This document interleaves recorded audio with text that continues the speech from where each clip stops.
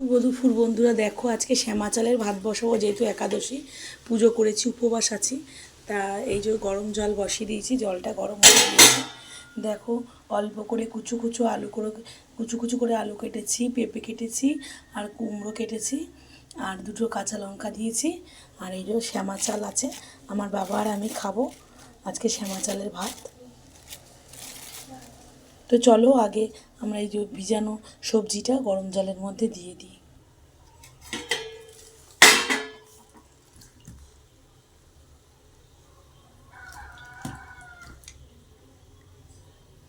তো বন্ধুরা, আমি আস্তে আস্তে গরম জলের মধ্যে এই সমস্ত সবজিগুলো তুলে দিচ্ছি।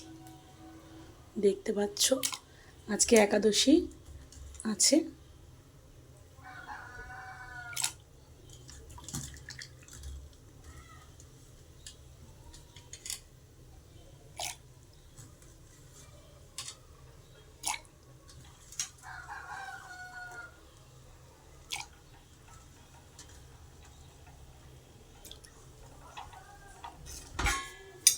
এবার আমি এর মধ্যে একটু লবণ দিয়ে দেবো, কিন্তু সন্দক লবণটা তোমার ফুরিয়ে গেছে। ঠাকুরের ভোগ রান্না করি বলে সন্দক লবণও এনে রাখি। সন্দক লবণটা ফুরিয়ে গেছে বলে এমনি আলাদা প্যাকেটে তোলা নুন ছিল, সেই নুনটা আমি এখন দিয়ে দেব।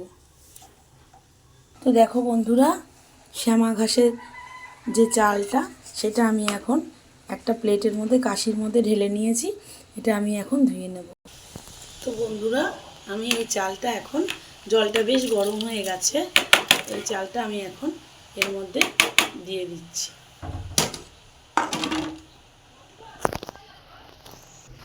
দেখতে পাচ্ছ বন্ধুরা, আমি এখন পরিমাণ মতন লবণও দিয়ে দিলাম, দিয়ে একটুখানি হাতা দিয়ে নাড়িয়ে ছাড়িয়ে দিলাম। যারা উপবাস করে, যে সমস্ত বন্ধুরা, তারা উপবাসের দিনেই শ্যামা চালের ভাত খেয়ে দেখতে পারো। ফ্যানে ভাতটা গরম গরম নামিয়ে খেলে একটু গাওয়া ঘি, একটুখানি কাঁচা লঙ্কা দিয়ে দেবে, খুব টেস্ট লাগবে। আমি যদিও ঘি খাই না, খুব কম খাই, তা আমি ওই সর্ষের তেল তো খেতে পারবো না, ওই কাঁচা লঙ্কা আর একটু গাওয়া ঘি দেবো, দিয়ে খাবো। তো বন্ধুরা, জলটা এখন গরম হয়ে গেছে, চালটাও দিয়ে দিয়েছি, শ্যামা চালটা, আর পেঁপে কুমড়ো আলু দিয়ে দিয়েছি। তো আমি এখন দুখানা লঙ্কা ধুয়ে রেখেছিলাম, দেখো দুখানা লঙ্কা ধুয়ে রেখেছি, বাবার একটা আমার একটা, লঙ্কা দুটো আমি এখন দিয়ে দিলাম। দিয়ে এবার হাতা দিয়ে ভালো করে নেড়ে চেড়ে একটুখানি ঢাকা দিয়ে দেবো।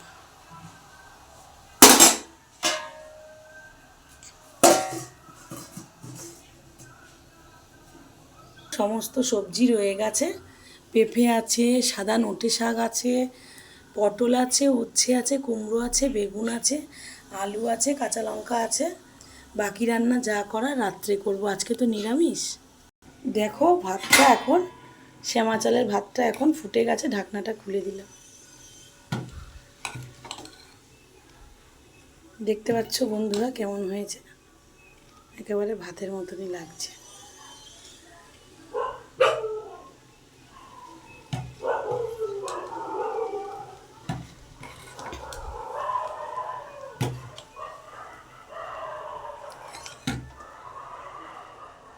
আমি গ্যাসটা একটু কমিয়ে দিলাম, সিম করে দিলাম,